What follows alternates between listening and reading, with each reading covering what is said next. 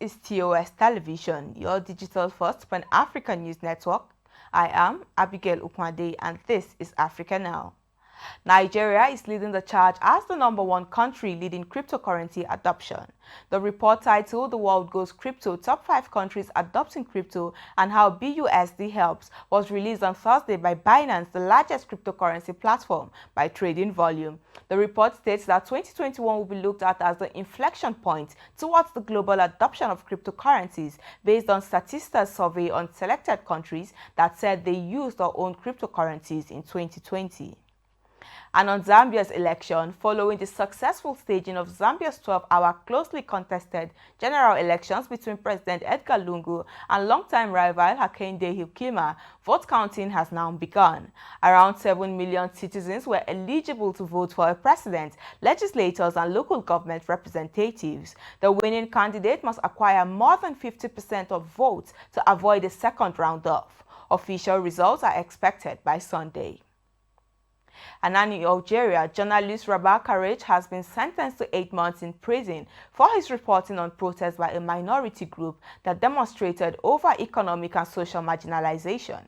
His arrest and detention triggered protests by journalists that further escalated after President Abdelmadjid Tebboune described him as an arsonist. Amnesty International has described the jailing of the journalist as a blow to press freedom in the country.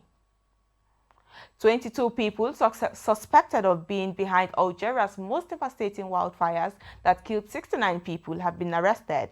Dozens of forest fires have hit mountainous areas in northern Algeria since Monday, mainly in Tizi Ouzou of the Kabylie region east of the capital Algiers. President Abdelmadjid Tebboune said some of the fires are caused by high temperatures, but criminal hands were behind most of them.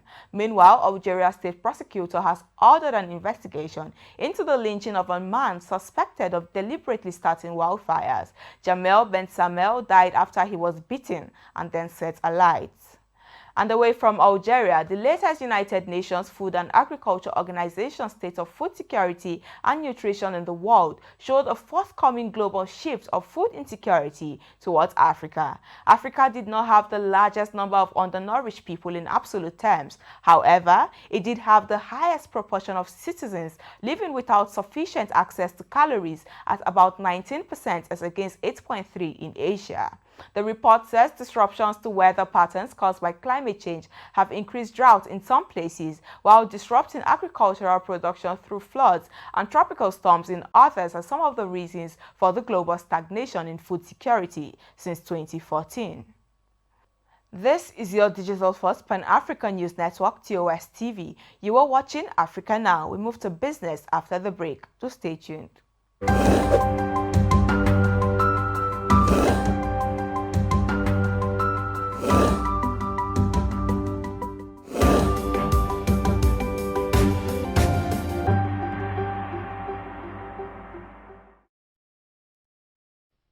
Welcome back. In business, the Central Bank of Nigeria and the chief executives of the deposit money banks under the aegis of the Bankers Committee have announced that foreign exchange for personal travel allowance, business travel allowance, school fees and medicals will now be sold online. It can be recalled that the CBN had on July 27 announced the discontinuation of forex sales to the Bureau de Change, saying they had morphed into agents that facilitate graft and corrupt activities of people who seek illicit fund flow and money laundering in Nigeria. This was the outcome of the 357th meeting of the Bankers Committee meeting held virtually on Thursday. And away from business, Tunisia arrested 14 people for suspected corruption in the phosphate industry, the judiciary announced on Thursday. Judiciary spokesman Mouchen Dali says those detained included a former junior minister, a mines director and procurement director at the industry ministry, and 6 managers. Tunisia was once the biggest producer of phosphate minerals used to make fertilizers, but its market share fell after the 2011 revolution. South Sudan's rival opposition factions on Thursday agreed to cease hostilities following deadly clashes last week that left 34 soldiers dead on both sides near the Sudan border. The move follows clashes last week at Majenis near the Sudan border between troops loyal to First Vice President Riek Machar and his former chief of staff Doual that left 34 soldiers dead. And despite a downward trend in infections, South Africa's health minister on Friday says he would not recommend a relaxation of COVID-19 lockdown measures. In a bid to stimulate the economy, President Cyril Ramaphosa last month eased restrictions to an adjusted level 3 in a 5-level system as infections declined. Joe Fala, speaking at a media briefing, says the country of 60 million people had fully vaccinated only around 4 million people as a wave of infections driven by the more infectious Delta variant strains overburdened hospitals and health workers.